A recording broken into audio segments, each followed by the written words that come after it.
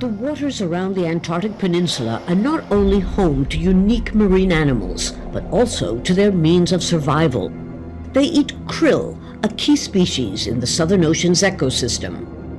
But all this is in danger of extinction. The science has been showing that Antarctica is particularly delicate, but also very important for the whole world. Why do you say that the Antarctica is so important for the rest of the world? This current called the Humboldt current is actually a current that comes from the Antarctica, and it brings all this cold, rich water on microorganisms, but also very rich in oxygen because it's cold. So the current also creates a huge amount of life for a much bigger area than just Antarctica. The only way to actually have more fish even in the future, or to have life in this planet, is actually to protect some of those places that are key for the balance of this planet.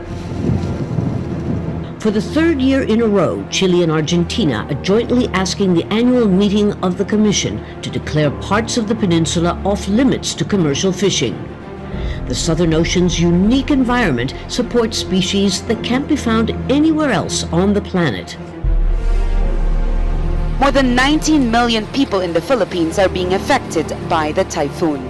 It first made landfall over the island province of Catanduanes at 5 a.m. local time on Sunday, before making its way to Albay and Camarines Sur, provinces that have likely sustained extensive damage. Many areas remain cut off. Power and communication lines are down, and some roads are blocked by debris. Goni comes a week after Typhoon Molave hit the same region. But the devastation it left behind is beyond comprehension. Even for a region often battered by natural disasters, the devastation here is clearly unprecedented. Typhoon Goni was the most powerful storm to hit this year. It made landfall in the Bicol region early on Sunday. In Indonesia's southernmost province, farmers are struggling through a water crisis. The peak of the dry season was supposed to end in August, but months later, little has changed. It scared me. When I was in the car, I jumped. It scared me. So my initial reaction, it was like an explosion. A strange phenomenon in Euclid, as police say they have received half a dozen calls since Saturday about explosive sounds that are shaking homes. Hoping to get to the bottom of it, they're asking people who live there to report any booms immediately. News 5's Emily Hamilton talked to residents who say this started long before this weekend. One woman told me she's been hearing these explosive sounds for 6 weeks, and they often wake her up in the middle of the night. Carol Tamburo says it's been weeks of sleepless nights. I've heard them during the day occasionally, but mostly at night. Tamburo says no concrete explanation for the explosive noises is causing major confusion for her and neighbors. It's the talk of the town, anywhere from earthquakes to constructions. It's unexplainable, it's peculiar. Me, my wife, and my neighbors, we all want to know what's going on. It scared me. Did you feel the earth shake a bit today? Many thought that it was another earthquake along the Wasatch Front, even taking to social media to check. Earth's magnetic field protects us from things like solar radiation and charged particles from the sun, but it's gradually getting weaker, and scientists don't know why. Now, I imagine you know where the North Pole is, or at least you think you know where the North Pole is. Did you know, in fact, it has been moving and changed direction since the turn of the century? Well, I am, of course, talking about the magnetic north, not the geographic one, but that magnetic north does impact our GPS systems, compasses. Most compasses use Earth's magnetic field to tell us which way is north. The problem is the North Magnetic Pole has always had a hard time staying in one place. In fact, it was moving at the rate of 10 to 15 kilometers per year from the Canadian Arctic towards Siberia. Then in the 1990s, it started going 4 times as fast. I find it spectacular that, the speed increased that much in such a short period of time. Well, here's something that you don't see every day. Last Tuesday, the Giantess Geyser in Yellowstone Park roared back to life after a period of more than 6.5 years without erupting. The giantess geyser is located in the upper geyser basin of Yellowstone National. Yellowstone National Park is growing a new thermal area. MTN's John Shearer dropped by the park before it closed for the fall to check out this new hotspot that's way off the trail. This is a new thermal area that's really still developing. What you see here is an area where trees and other plants have been killed by high temperatures and caustic chemicals boiling up from underground.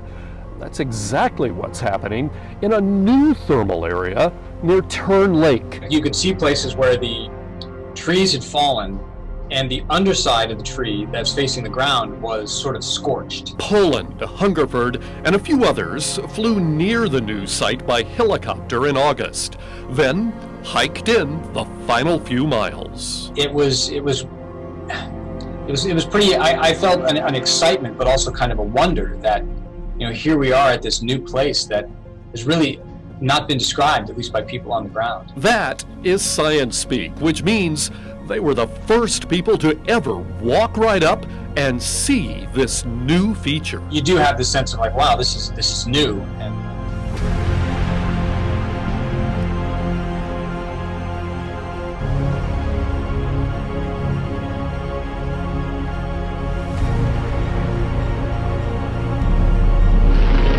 navigation has come a long way since the days of American aviator Charles Lindbergh. Where am I? I could be anywhere from Iceland to the coast of Africa. Runway 10.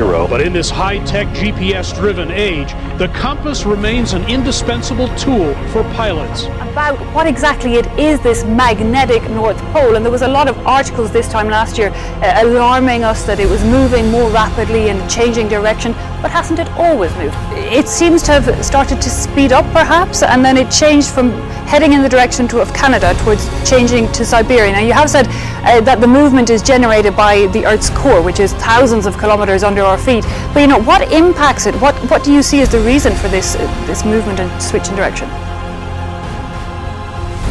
So yes, it has moved since about 1860. It's moved about 2,500 kilometers. But in fact, the thing that's been quite interesting is that since the 1990s, it's really sped up very much, as you alluded to. And over time, airports have had to rename runways that were named for their magnetic heading. They've all had to renumber the runway because it's changed that much. The polar drift has even led to speculation that a weakening magnetic field might lead the north and south magnetic poles to flip spot. It's certainly a very complicated one. The Earth as a planet, as an entire system, is a very complicated arrangement of many things. The magnetic field itself. Okay, fascinating stuff. Dr. Brown, thanks so much for joining us live and giving us your insight into that magnetic North Pole, opening worlds for those of us that don't follow all these movements. Dr. Brown, they're coming to us live.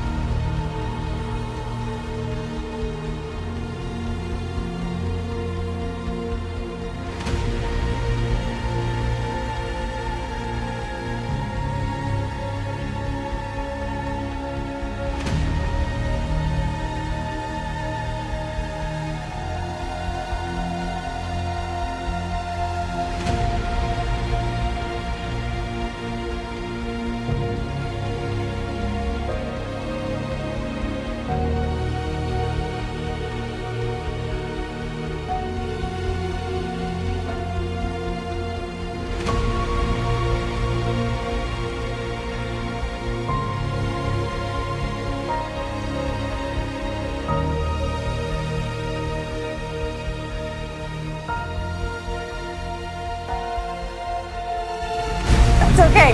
Hey, over the last 200 years, the European Space Agency reports that Earth's magnetic field has weakened by 9%. But there's an area where the problem is severe. It's called the South Atlantic Anomaly. What can you tell us about that? And what are the effects of this? So the region in question is from the northern portion of South America, stretching across the Atlantic into Africa. And the main problem is that the magnetic field of our planet is relatively weak there because the center of the magnetic field is set away from that region. But if the magnetic field weakens continuously, in fact, if the magnetic field turned off, that would really be bad news. As long as we have any measure of magnetic field, even a weakened field, it protects us in large measure from these dangers from space. It's if the magnetic field turns off that you and I really have a problem. Dr. Delaney, this sounds like a plot line from Marvel. Oh, I wish I could make it up. So troubling that scientists don't know why this is happening. This new thermal area is so deep in the backcountry, it took satellites to spot the telltale signs. The heat and carbon dioxide. But it emerged slowly, showing up in aerial and satellite photos over about 15 years. This is a new thermal area that's really still developing.